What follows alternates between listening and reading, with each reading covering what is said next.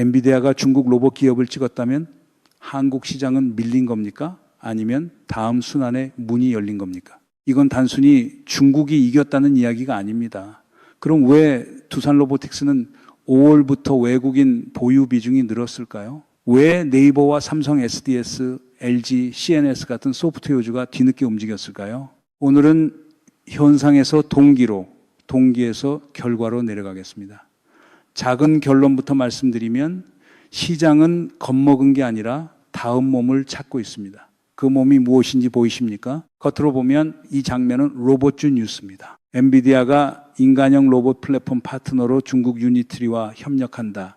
젠슨 황이 중국 사업 가능성을 열었다. 그러면 한국 로봇 기업은 뒤로 밀리는 것 아니냐. 이런 식으로 보이죠. 근데 이건 로봇주 하나의 문제가 아닙니다. 누가 산업 질서의 이동을 읽고 누가 또 공포장사로 시장을 흐리는지의 문제입니다. 여기서 첫 번째 갈림길이 생깁니다. 우리는 뉴스의 제목을 볼 겁니까? 돈의 이동을 볼 겁니까? 보수 주류 매체가 좋아하는 방식은 늘 비슷합니다. 중국 이름이 나오면 한국 위기, 미국 기업이 움직이면 한국 소외, 주가가 하루 흔들리면 개미 피눈물입니다. 참 편합니다. 냉장고 문만 열어도 위기라고 할 기세예요. 하지만 시장은 그렇게 움직이지 않습니다. 시장은 공포기사에 박수치지 않고 다음으로 돈이 붙을 구조를 봅니다. 그러니까 오늘 봐야 할 것은 유니트리란 이름이 아니라 엔비디아가 왜 로봇을 AI의 다음 플랫폼으로 공식화하느냐는 질문입니다. 이 질문을 놓치면 어떤 세력이 가장 이익을 볼까요? AI의 첫 장면은 반도체였습니다. 엔비디아 칩이 팔리고 데이터 센터가 깔리고 전력이 필요해지고 기판과 부품이 따라붙었습니다. 한국에서는 삼성전기, LG이노텍 같은 기판주가 거의 수직으로 올랐고 반도체 소부장도 뒤늦게 따라갔습니다. 그런데 여기서 끝나면 이상합니다. 칩만 잔뜩 깔고 아무것도 안 굴린다? 고속도로를 지어놓고 평생 주차장으로 쓰겠다는 말과 비슷합니다. 판옥선에서 거북선으로 바뀌던 순간처럼 판을 읽는 쪽은 배의 모양보다 싸움의 규칙을 먼저 봅니다. 그럼 그 위에서 굴러갈 것은 무엇입니까? 그 다음 순서는 소프트웨어였습니다.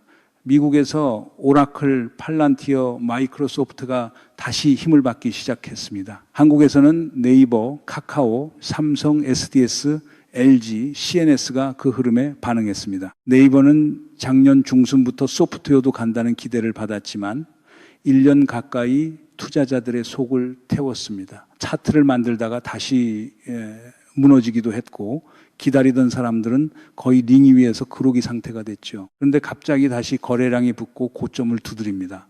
이걸 우연이라고만 볼 수 있을까요? 여기서 두산 로보틱스가 등장합니다. 예전에는 휴머노이드 로봇보다 협동 로봇이 더 현실적이라는 평가가 있었습니다. 공장에 들어갈 수 있고 중소형 제조 현장에도 적용 가능하고 두산그룹이라는 산업 기반도 있습니다. 두산 밥캣 같은 건설 기계 사업의 경험, 중우장대 산업에 대한 이해, 로봇 부품과 액추에이터에 가까운 기계적 감각까지 있죠. 레인보우 로보틱스나 로보티즈, 현대차 그룹주가 먼저 움직일 때 두산 로보틱스는 상대적으로 덜 갔습니다. 그런데 외국인이 5월부터 담기 시작했다면 단순한 하루짜리 불꽃일까요? 현대차 그룹도 같은 흐름 위에 있습니다. 현대차는 자동차 본업이 경기 둔화에 영향을 받습니다. 판매 대수가 빨리 회복되지 않으면 본업 모멘텀은 약할 수 있습니다. 그런데 시장은 현대차를 이제 자동차 회사로만 보지 않습니다.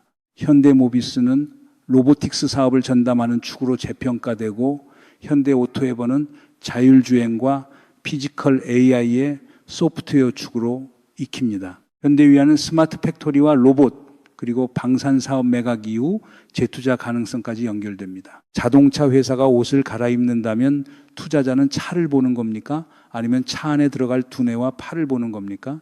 LG전자도 같은 질문을 던집니다. 예전에는 LG는 늦게 간다는 말이 많았습니다. 늦게 가긴 하는데 안 가는 건 아니라는 말도 나왔죠. 실제로 시장은 한동안 가는 종목만 간다고 떠들었습니다. 반도체만 간다. 조선방산 원전만 간다.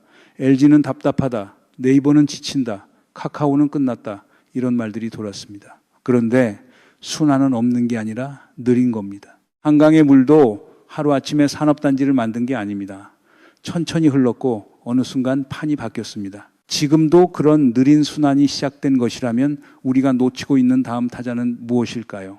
잠깐만요. 이 대목에서 시장을 단순하게 정리하고 싶어집니다. 엔비디아가 중국 유니트리와 손잡았다. 중국 로봇이 세진다. 한국 로봇주는 끝났다. 이렇게 말하면 간단합니다. 보기에도 그럴듯합니다.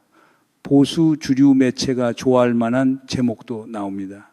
젠슨 황의 선택, 한국 로봇 비상. 얼마나 쉽습니까? 태극기 흔들고 위기라고 쓰고 클릭을 받으면 됩니다. 문제는 수익률이 애국가 사절까지 불러도 자동으로 오르지 않는다는 점입니다. 그럼 진짜 답은 이렇게 간단할까요? 그런데 여기서 한 가지 놓치면 안 되는 게 있습니다. 엔비디아가 중국과 협력한다는 사실보다 더 큰 것은 엔비디아가 로봇을 AI의 다음 플랫폼으로 공개적으로 밀고 있다는 점입니다. 이건 특정 중국 기업 하나의 승리가 아니라 AI 산업이 칩에서 소프트웨어에서 움직이는 기계로 내려오는 신호입니다. 그러니까 한국 기업이 밀렸느냐는 질문보다 한국 기업 중 누가 이 피지컬 AI 공급망 안에 들어갈 수 있느냐가 더 본질입니다. 이 질문으로 바뀌는 순간 두산 로보틱스와 현대차그룹, 네이버와 LG CNS의 의미가 달라지지 않습니다. 김어준식으로 말하면 딱 보면 이상이잖아요. 중국이 가져갔다면 한국 로봇주는 빠져야 하는데 왜 시장은 로봇주를 다시 봅니까? 소프트웨어가 끝났다면 네이버는 왜 다시 움직입니까? 2차 전지가 끝났다면 LG 엔솔과 LG 화학의 외국인 지분 확대는 왜 이어졌습니까? 답은 하나입니다. 시장은 나라 이름만 보지 않습니다. 시장은 어느 산업이 다음 이익을 만들지 봅니다. 그리고 그 이익이 만들어지는 길목에 누가 서 있는지를 봅니다. 그럼 이 길목을 막고 있는 것은 기술 부족일까요? 아니면 정치와 제도의 낡은 속도일까요? 여기서 12.3 비상계엄을 감싸고 내란 시도를 흐리고 검찰 카르텔의 권력 감각에 기대는 세력의 문제가 다시 나옵니다. 미래 산업은 신뢰가 필요합니다. 자본은 예측 가능성을 좋아합니다. 로봇, 소프트웨어, 2차 전지, 제약 바이오는 규제, 외교, 에너지, 금융이 같이 움직여야 합니다. 그런데 나라의 기본 질서를 흔든 세력들이 아직도 경제를 말하고 조중동 보수 매체가 그 말을 포장한다면 시장은 무엇을 보겠습니까?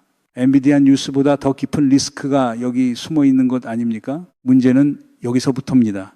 시장은 기술 뉴스 하나에 감정적으로 반응하는 것처럼 보이지만 실제로는 누가 표준을 정하고 누가 그 표준의 통행료를 받는지 계산합니다. 엔비디아가 유니트리와 손잡는다는 말은 중국 로봇 기업 하나가 잘 나간다는 뜻으로만 읽으면 얕습니다. 젠슨 황이 가진 정보는 칩 수요, 데이터 센터 증설 속도, 미국과 중국의 규제 온도, 그리고 로봇이 실제 공장과 가정으로 들어갈 시간표입니다. 이 네 가지가 한 방향을 가리킬 때 돈은 로봇을 테마가 아니라 다음 플랫폼으로 보기 시작합니다. 그럼 이 플랫폼에서 한국 기업은 소비자입니까? 아니면 공급망의 일부입니까? 근데 여기서 보수 주류 매체가 자주 빼먹는 부분이 있습니다. 그들은 중국 로봇 부상이라는 제목은 크게 쓰지만 왜 5월부터 두산 로보틱스의 외국인 보유 비중이 늘었는지, 왜 현대모비스와 현대오토에버가 자동차 부품주가 아니라 피지컬 AI 축으로 다시 익히는지, 왜 네이버와 삼성, SDS, LG, CNS가 하드웨어 장세 뒤에 움직이는지는 끝까지 잘라냅니다. 여러분, 우리가 조중동식 공포 편집을 보려고 시장을 보는 건 아니잖아요. 제목이 아니라 순서를 봐야 해요. 누가 먼저 깔고 누가 그 위에서 돈을 벌고 누가 마지막에 몸을 움직이는지 말입니다. 이 순서를 감추면 누가 웃을까요?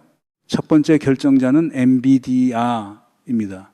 엔비디아는 칩을 팔아 끝나는 회사가 아닙니다. H100, H200, B200 같은 칩이 데이터 센터에 들어가면 그 다음에는 CUDA, 생태계, 시뮬레이션, 로봇 학습, 엣지 추론까지 이어져야 합니다.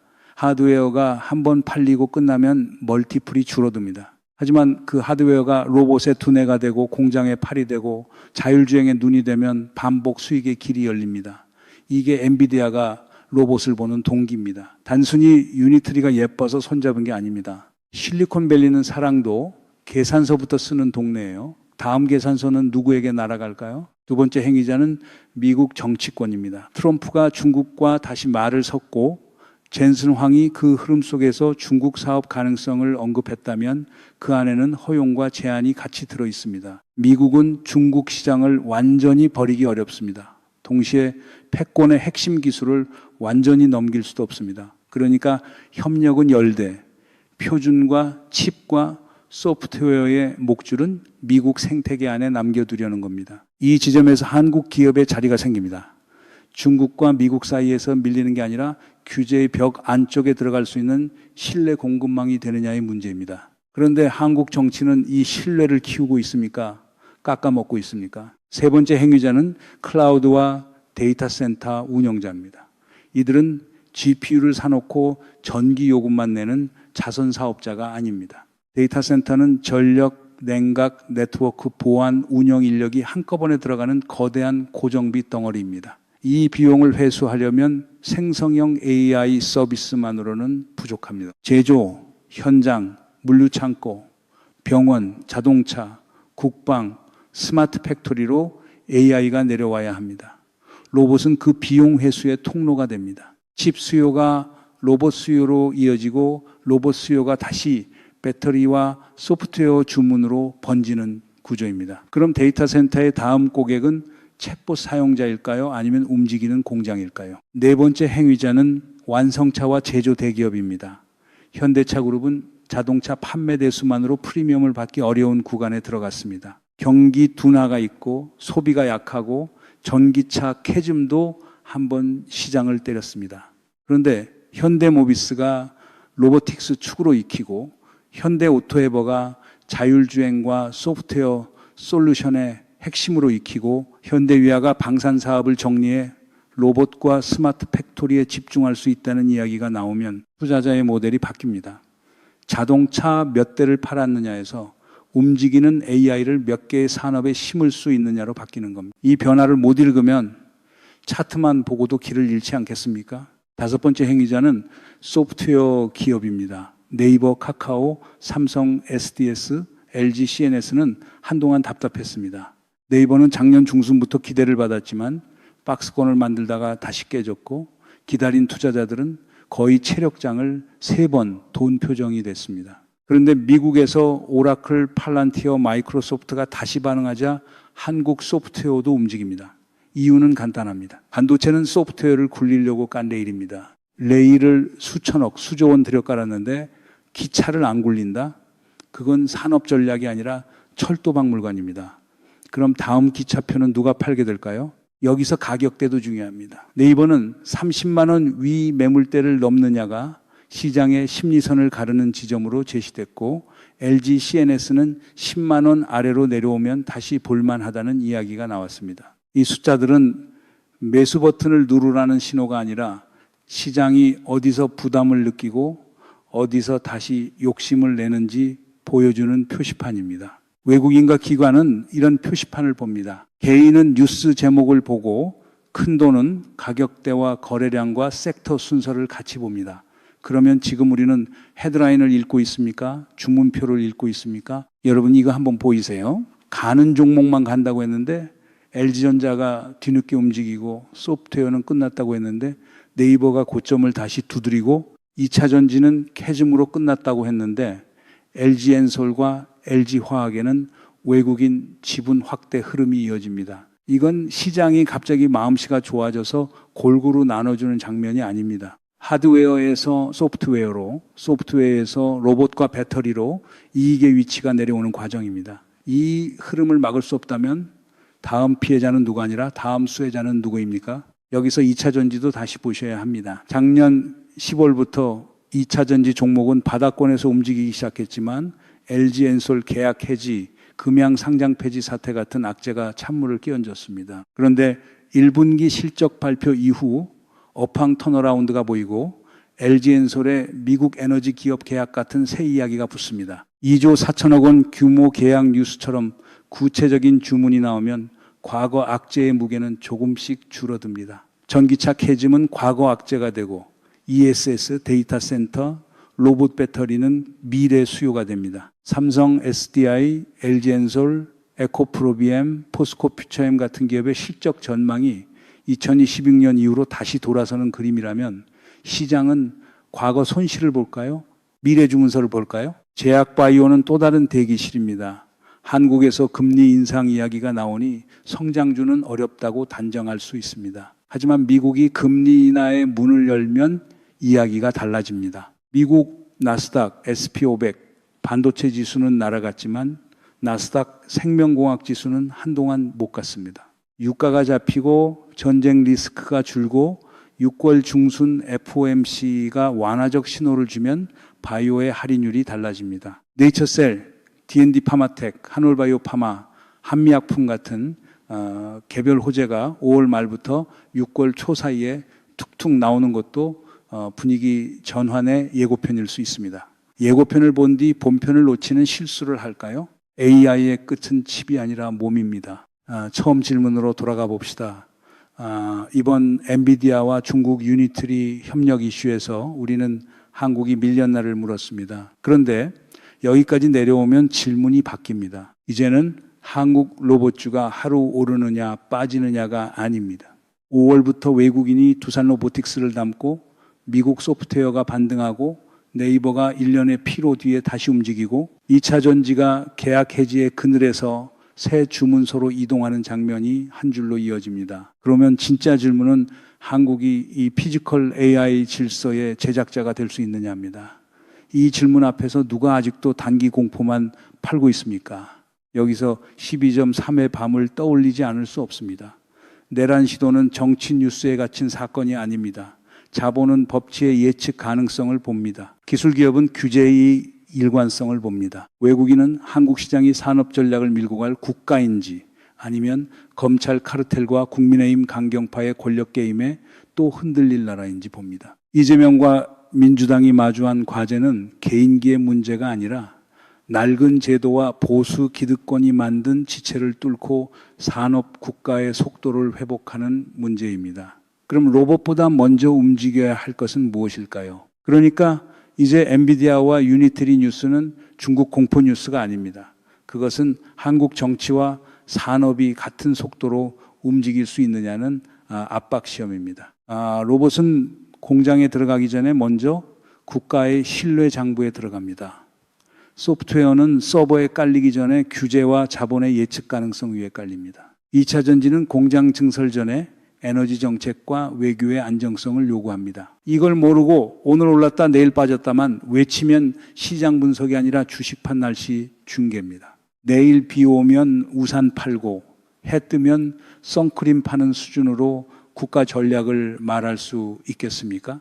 결국 여기서 봐야 할 것은 주가의 다음 캔들이 아니라 국가의 다음 비용입니다. AI가 칩에서 소프트웨어로 소프트웨어에서 로봇과 배터리로 내려오면 피해와 이익은 종목별로만 갈리지 않습니다.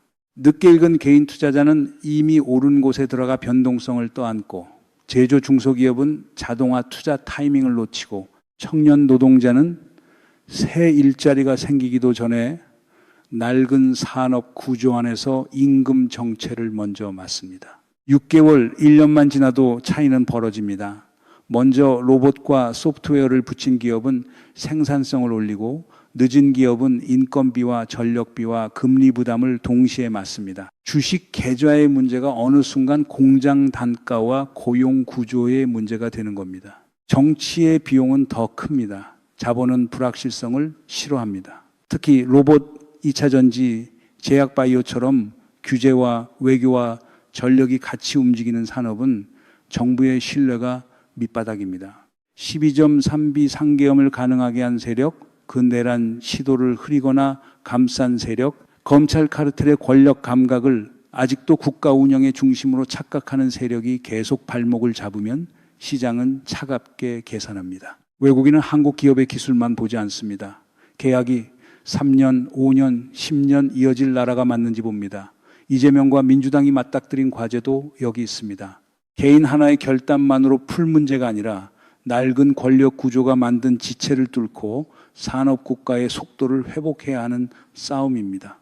만약 이 구조가 바뀌지 않으면 다음 장면은 꽤 선명합니다. 반도체는 잘 만들지만 소프트웨어 수익화는 해외 플랫폼에 내주고, 배터리는 잘 만들지만 에너지 정책이 흔들려 공장 증설 속도가 늦어지고, 로봇 부품은 공급하지만 표준과 운영 체제는 남이 가져갑니다.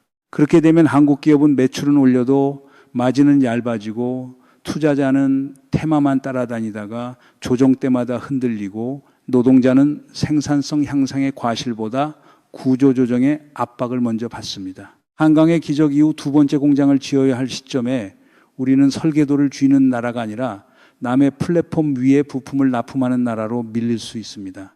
보수 주류 매체가 이 부분을 충분히 말하지 않는 이유도 여기 있습니다. 그들은 하루짜리 공포에는 능하지만 산업 질서가 어떻게 바뀌는지 끝까지 추적하는 데는 무심합니다. 중국이 나오면 겁을 주고, 미국이 움직이면 줄 서라고 하고, 한국 정치가 흔들리면 민주당 탓으로 덮습니다. 하지만 우리는 그런 편집된 불안을 소비하는 사람들이 아니잖아요. 우리는 누가 돈을 움직이고, 누가 규칙을 만들고, 누가 그 규칙을 깨뜨려 국가 신뢰를 깎아먹는지 끝까지 봐야 합니다. 거북선의 힘은 배 모양만이 아니라 바다의 규칙을 먼저 읽은 판단에 있었습니다. 지금의 바다는 AI와 로봇과 배터리입니다. 한국은 AI가 몸을 갖는 시대에 산업국가로 다시 설계될 겁니까? 아니면 내란의 그림자와 공포 장사에 발목 잡힌 채 남의 플랫폼만 따라가는 나라가 될 겁니까? 이 흐름이 어디로 가는지 같이 추적하고 싶다면 구독해 주십시오. 오늘 분석이 도움이 됐다면 좋아요도 부탁드립니다. 다음 국면을 놓치지 않으려면 알림 설정도 같이 해 주십시오.